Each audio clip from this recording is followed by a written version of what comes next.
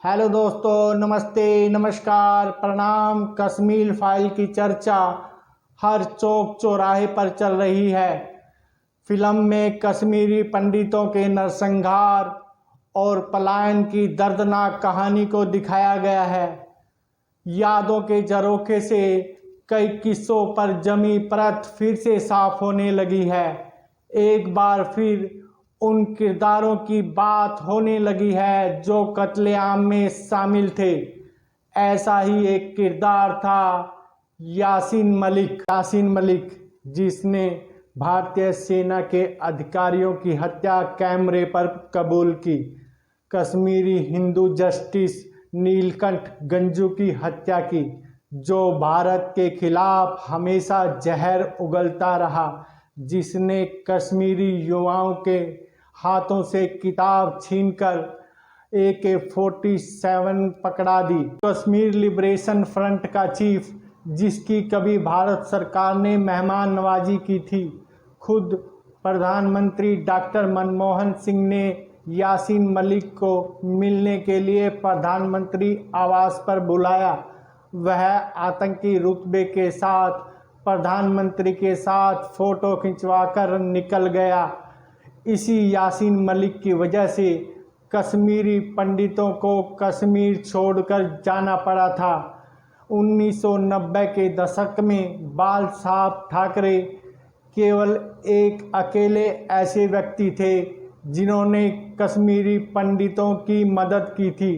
1990 के दशक में बाला साहब ठाकरे अकेले ऐसे व्यक्ति थे जिन्होंने कश्मीरी पंडितों का समर्थन किया था। बेशक शिवसेना आज इनका विरोध कर रही हो, लेकिन 1990 के दशक में बाला साहब ठाकरे ने सरकार में न होते हुए भी कश्मीरी पंडितों के आरक्षण की व्यवस्था की।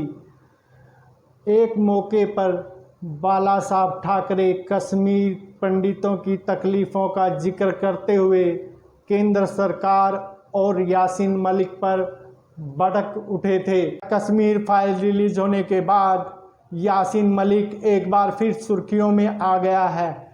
जम्मू कश्मीर लिबरेशन फ्रंट का सरगना यासीन इस समय टेरर फंडिंग के आरोप में जेल में बंद है, लेकिन किसी जमाने में इसने सरकार को अपने सामने घुटने टेकने पर मजबूर कर दिया था।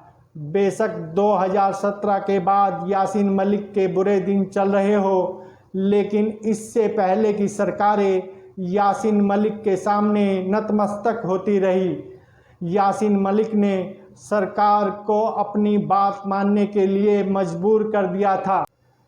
इसी किस्से को सुनाते हुए दिवंगत बाला साहब ठाकरे ने यासीन और केंद्र सरकार को जमकर सुनाया था।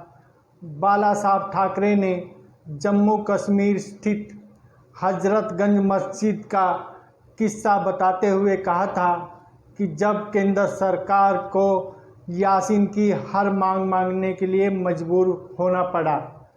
दरअसल हजरतगंज मस्जिद के पास गड्ढे खोदने का काम शुरू किया गया था और वहां सेना तैनात की गई थी। यासीन ने गड्ढे खोदने से हजरतगंज मस्जिद का नुकसान होने की बात कहकर आमरण अनशन शुरू कर दिया था और उसने यह काम रोकने के लिए और सेना को वापस बुलाने की शर्त रख दी थी। इनके अनशन करने से सरकार दबाव में आ गई और सरकार ने कहा, हम सेना वापस बुला लेते हैं, आप अनशन ख़त्म कर दीजिए। इस तरह एक आतंकी के दबाव में सरकार को झुकना पड़ा था और सेना भी वापस बुलानी पड़ी थी। ये किस तरह का मजाक हो रहा था, अब आप ही बताइए।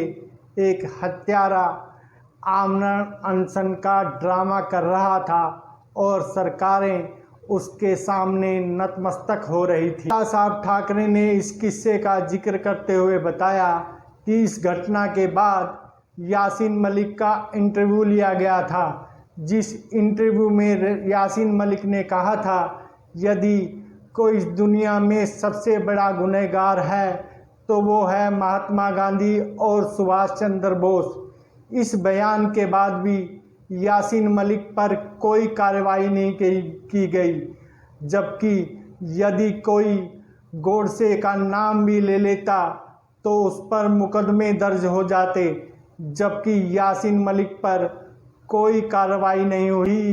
बाला साहब ठाकरे ने यह भी कहा था, अगर इस तरह सरकार काम करेगी तो देश में भ्रष्टाचार के अलावा कुछ नहीं होगा। यासीन मलिक पर सरकारों की मेहरबानी पर आपकी राय ज़रूर दीजिए।